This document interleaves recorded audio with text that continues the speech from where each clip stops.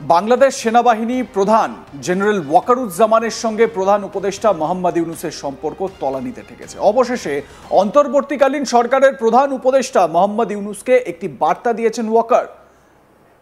এখান থেকে একটাই প্রশ্ন উঠছে, তাহলে কি বাংলাদেশে ইউনূসের দিন শেষ? ওয়াকার যে বার্তা দিয়েছেন তাতে তিনি কি বলেছেন এবার সেটা আপনাদের বলি।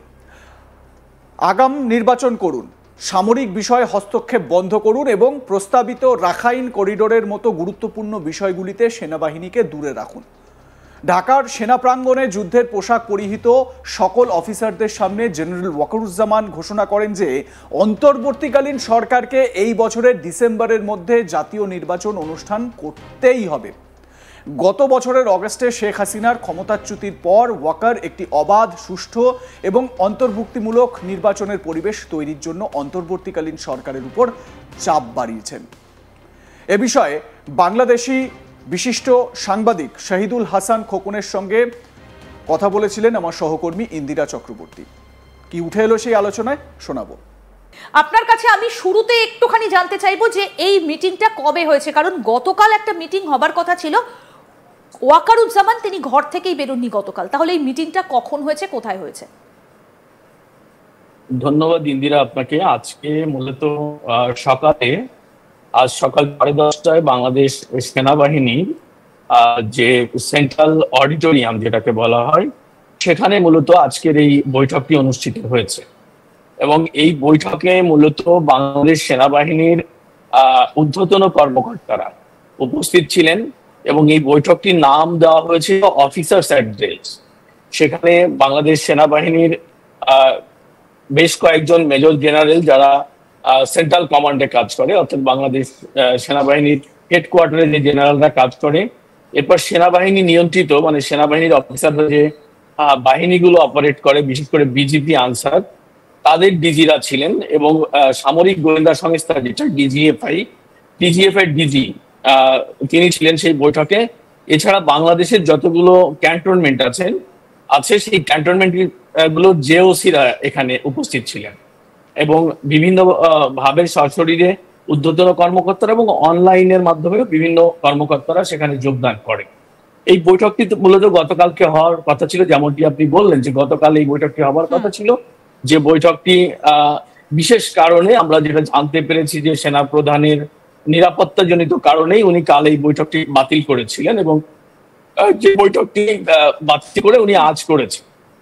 এই বৈঠকটি সকাল 10:30টায় শুরু হয়েছিল এবং সেটি একদম আমি এবার একটুখানি দর্শকদেরকে দেখাবো যে ওয়াকার অর্থাৎ সেনা প্রধান ওয়াকারুজ্জামান তিনি কি বার্তা দিয়েছেন।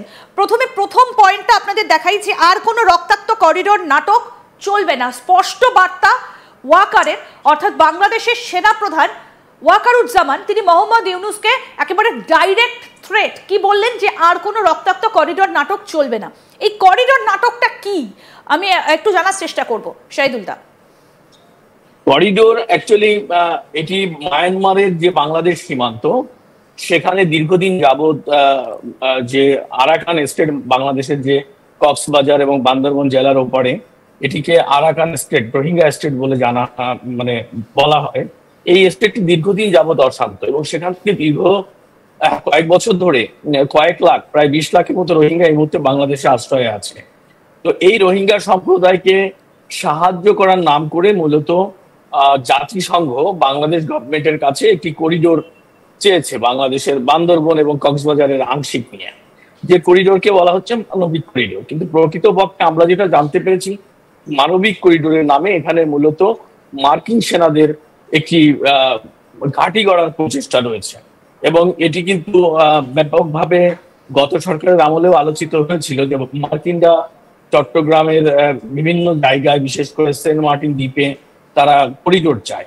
মূলত সেই করিডোর ইস্যুটিকে বেদ চায়, মার্কিন বেদ চায়, কিন্তু সেটি সরাসরি না করে ডক্টর ইউনূসের মাধ্যমে তারা এখানে একটি করিডোর স্থাপনের প্রচেষ্টা অব্যাহত রেখেছে এবং তারা এই করিডোর নিয়ে তারা কিন্তু অফিসিয়ালি বাংলাদেশ সরকার এবং জাতিসংঘ বক্তব্য দিয়েছে করিডোর দেওয়া হচ্ছে।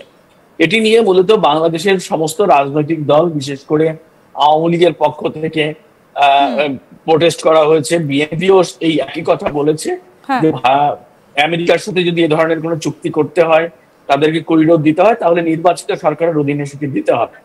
যে কারণে এটি নিয়ে ব্যাপকভাবে সমালোচনার মুখে যখন পরিস্থিতি, সীমান্ত পরিস্থিতি খুবই উত্তেজনাকর পরিস্থিতি চলে গেছে, বিশেষ করে ওখানে যে বিদ্রোহী গোষ্ঠী আরাকান আর্মি, তারা বাংলাদেশের মধ্যে অভ্যন্তরে ঢুকে কয়েক দফা তাদের শক্তির মহড়া দিয়েছে, ব্যাংক ডাকাতির মতো ঘটনা তারা করেছে একটি স্বাধীন দেশে।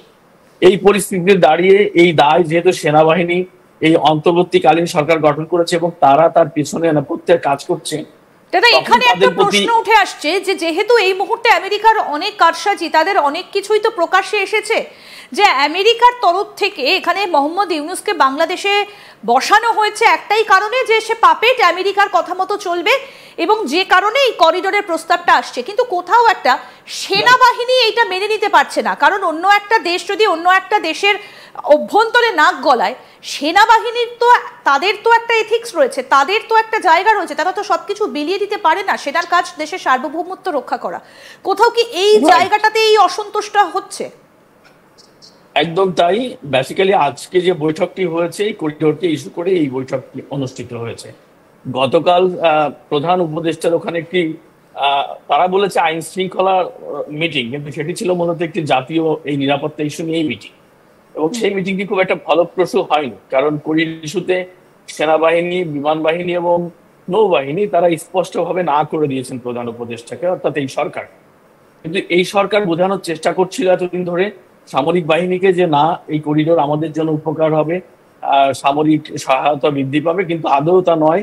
কারণ গত কয়েকদিনে আমরা দেখতে পেয়েছি যে সামরিক বাহিনী যে ক্যাম্পগুলো, একদম একদম দাদা এই জায়গাটাতে এবার একটু আসতে চাইবো। গ্রাফিক্স নাম্বার 2 আপনাদেরকে দেখাবো, যেটা একেবারে স্পষ্ট বার্তা ইউনূসকে দিলেন ওয়াকার। তিনি কি বললেন না, এই সরকার সশস্ত্র বাহিনীকে অন্ধকারে রেখে সিদ্ধান্ত নিচ্ছে। ডিরেক্ট তিনি এই বাক্যটা ছুড়ে দিলেন মোহাম্মদ ইউনূসের বিরুদ্ধে, যে এই মুহূর্তে উপদেষ্টা সরকার যারা ক্ষমতায় রয়েছেন তারা একেবারে সেনাবাহিনীকে অন্ধকারে রেখে, সশস্ত্র বাহিনীকে অন্ধকারে রেখে সমস্ত সিদ্ধান্ত নিচ্ছে।